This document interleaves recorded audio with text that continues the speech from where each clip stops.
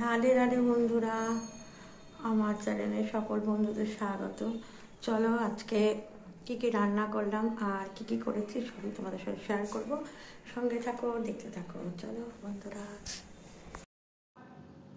আজ করেছিলাম ফুলকপি, বিনস, গাজর, মটরশুঁটি এখনও দেইনি। ফুলকপি আর বিনস গাজরগুলোকে একটু ভেজে নিচ্ছি। কি বানাবো চলো সঙ্গে থাকো, দেখতে থাকো।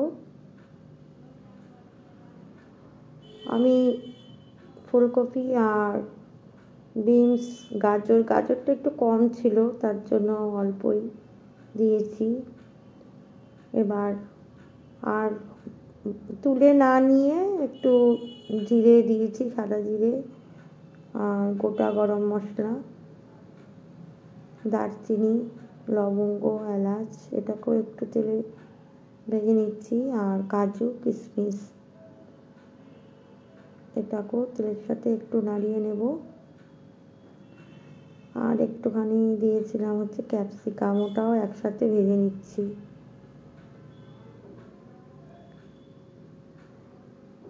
স্বামীর কম আয় সত্ত্বেও আমি যে ভগবানের জন্য কিছু রান্না করে তার সেবা করতে পারি, এটাই আমার অনেক ভাগ্য বন্ধুরা। আর দিয়েছিলাম কতগুলো কাঁচা লঙ্কা, সেটাও একসাথে ভেজে নেব। গোপালের জন্য আমি প্রতিদিনই কিছু না কিছু বানিয়ে দিই, তোমরা জানো। আজকে একটু বলতে গেলে পোলাওয়ের মতনই বানিয়েছিলাম। এবার গোবিন্দভোগ চালটা একটু ভিজিয়ে রেখেছিলাম, সেটা দিয়ে দিচ্ছি। যখন যেরকম ভাবে আমাকে গোপাল রান্না করিয়ে নেয়, যেরকম সেরকমই আমি বানাই। আর বলতে গেলে বন্ধুরা, তোমরা যতটুকু দেখে বুঝতে পারো, রান্নার স্বাদটা এতটাই ভালো হয় যে না খেলে কেউ বুঝতে পারবে না। যে আর একটা তো কথা আছেই, ভগবানের ভোগ যেইভাবেই রান্না করো সেটা অমৃতর সমান। এবার চিনি দিয়েছি। এখন শীতের দিনে নানা রকমের সবজি পাওয়া যায়, ওর জন্য একবারেই সবজি দিয়ে করে নিচ্ছি।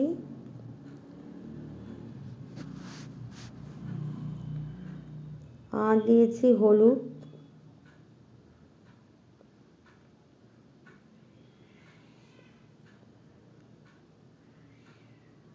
সকলে এই যে আমার ভিডিও দেখো, তাতেই আমি অনেক উপকৃত। আমি যেইভাবে বানাই, ভগবানের জন্য হোক বা সাংসারিক কাজ, সবই তোমাদের কাছে তুলে ধরি। আর দিয়েছিলাম লবণ পরিমাণ মতন, আর এখানে আদা বাটা আর দুটো লঙ্কা বেটে দিয়েছিলাম। রেসিপি নানা রকমেরই হয়, যেরকম করেই বানাবে সেটাই ভালো লাগে। আর গৃহিণীরা একভাবে তো বানায় না, বিভিন্ন রকমের বানাবার চেষ্টা করে। এবার দিয়েছি জিরের গুঁড়ো। ভিডিওটা স্কিপ না করে দেখো বন্ধুরা, যারা দেখো।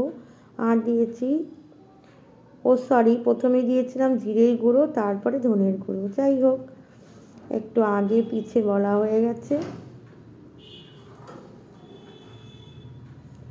এগুলোকে সবগুলোকে একবারে ভালো করে একটু ভেজে নেব। এবার দিচ্ছি ঘি। হালকাই বানিয়েছিলাম, বেশি ঘি তেল দেইনি। মাঝে মাঝেই শীতের দিনে আমি এইভাবে গোপাল সোনাদের জন্য বানিয়ে দিই।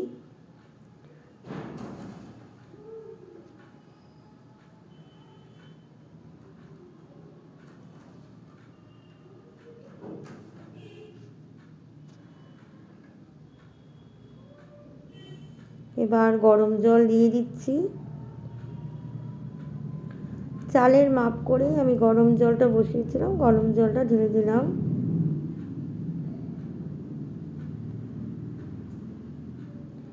যারা যারা আমার ভিডিও দেখো তাদেরকে অসংখ্য ধন্যবাদ এবং তার সাথে অনেক অনেক ভালোবাসা। সকলের জীবন আনন্দময় হয়ে উঠুক। গোপালের এই সেবা তোমাদের কাছে তুলে ধরি। তোমরা কোথা থেকে আমার ভিডিও দেখো অবশ্যই কমেন্টের মধ্যে জানিও। জলটা ফুটে গেলে আমি একটু ঢেকে রেখেছি। দেখো জলটা অনেকটা শুকিয়ে গেছে। আবার ঢাকনাটা তুলে নিয়ে একটু দেখে নিচ্ছি, আর একটু জল আছে, মানে সামান্য একটু ভেজে, এটাও শুকিয়ে যাবে। আর যখনই যে রান্না আমি দেখাই সেটা তো পরে ভিডিও করে দেই সেটা। তা যেরকমই রান্না করি খেতে এত দুর্দান্ত স্বাদ হয়, কি বলবো বন্ধুরা।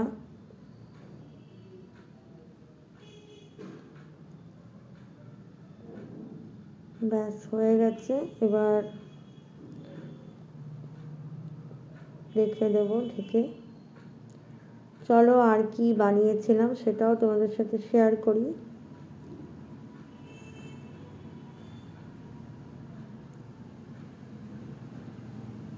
করেছিলাম কুমড়োকে একটু বেসন আর চালের গুঁড়ো, কালো জিরে, লবণ মিশিয়ে তারপর ভেজে নিয়েছি। বেসনটা একটু কম হয়েছিল বলে কয়েকটা একটু ভালো করে ডোবানো হয়নি। ভাজা হয়ে গেছে, তুলে নিচ্ছি।